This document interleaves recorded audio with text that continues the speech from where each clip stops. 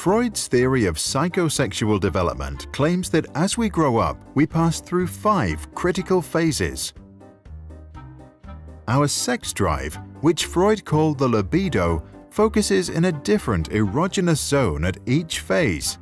The phases are called oral, anal, phallic, latency, and genital. If our experience during any of these phases was traumatic, we might develop fixations later in life, such as neurosis, dependencies, addictions, or depression. The oral phase, age 0 to 1. In the first year of our lives, we discover the world through our oral senses. Our main pleasure comes from sucking our mother's breast or a bottle. The conflict that occurs now is the weaning from our primary caregiver. Hans is weaned off his mother's breast without trauma. Ernst's mother stops feeding him within 4 months of birth, which is too early. Ida is often left alone crying when she is hungry. Hans becomes a healthy and independent adult. Ernst suffers from trauma and develops an oral fixation. He tries to compensate for it by chewing gum all the time. Ida spends her entire life looking for the oral stimulation she was denied as an infant, and therefore develops a manipulative and addictive personality. The anal phase, age 1 to 3. The primary focus of our libido at this age is the control of the bladder and bowel movements. We have to learn how to use the potty.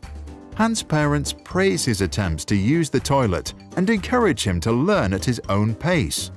Ernst's parents force potty training on him too early and punish him for mistakes. Ida's parents neglect any efforts at potty training entirely. Hans develops a competent personality and a good and balanced relationship with authority. Ernst develops an anal retentive personality. He becomes an over-controlling and stingy adult with disgust for his own body and a tendency to obey authority. Ida develops an anal expulsive personality. She becomes messy, disorganized, inconsiderate of other people's feelings, and rebellious against authority. The phallic phase, age 3 to 6. Our libido now turns to the genitals as we discover the differences between the female and the male gender. The boys' conflict in this phase occurs as a rivalry with their father, also called the Oedipus complex. Ernst and Hans desire to possess their mother and fantasize about getting rid of their father. But they know that their father is stronger and fear being punished for their desire. Freud called this castration anxiety. Ida experiences penis envy. She believes that a penis is the key to power and domination and also wants one. Hans' father was very present during that phase. Later, Hans resolves this conflict by identifying strongly with him. He learns to take on a male role.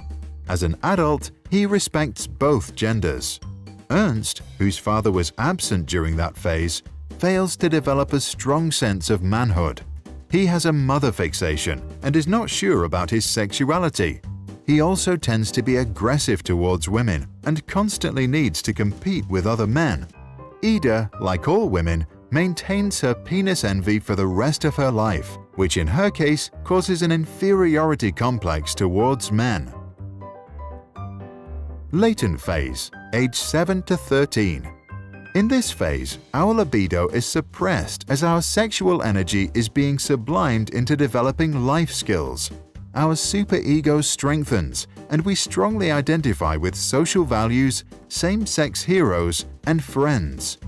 Hans follows many hobbies.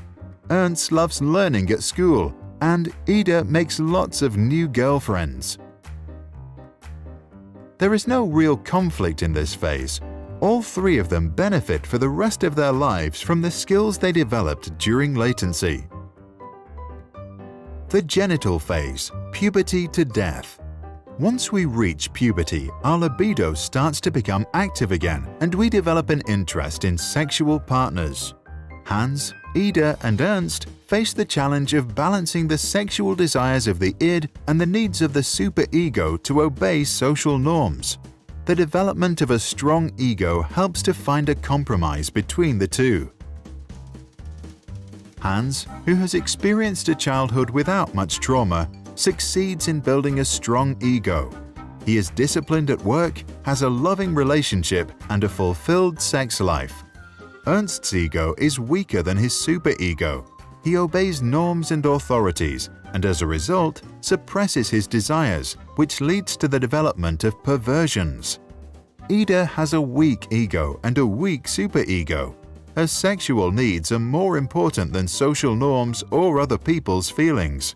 She is egoistic and feels no guilt for breaking the law or hurting others. To understand the theory, we need to see it in the context of Freud's famous work on the unconscious. By acknowledging that we have a subconscious, he also implied that we store memories of early childhood and other experiences without even realizing it. These past experiences then unconsciously influence our behavior on a daily basis. Freud claimed that our mind operates in 3 spheres, which we can imagine as a submarine. The unconscious level operates the id. The preconscious level operates the superego. The conscious and preconscious levels operate our ego. Young children are driven by the id and demand immediate satisfaction. At around age 7, we begin to develop a superego and want to become good moral citizens and please others. The ego is formed with adolescence to balance the two forces. Sigmund Freud was an Austrian neurologist and the founder of psychoanalysis. Freud theorized that the unconscious would remember and store all our experiences. Later, they pop up from time to time through dreams and associative thoughts. By revealing traumatic memories and desires through conversation, we can free ourselves from our neuroses and live a more healthy and fulfilled life. He recommended, we should not strive to eliminate our complexes, but to get into accord with them. They are legitimately what directs our conduct in the world. What do you think about this theory and the practice of psychoanalysis? Is there some truth in it? Do we have an unconscious? If so, does it really store all our childhood experiences and influence our behavior as adults? Please share your thoughts in the comments below. If you haven't subscribed to our channel yet, please don't forget to hit the like and subscribe button. Your support means a lot to us, and don't forget to share it to someone who may benefit from it. See you next time.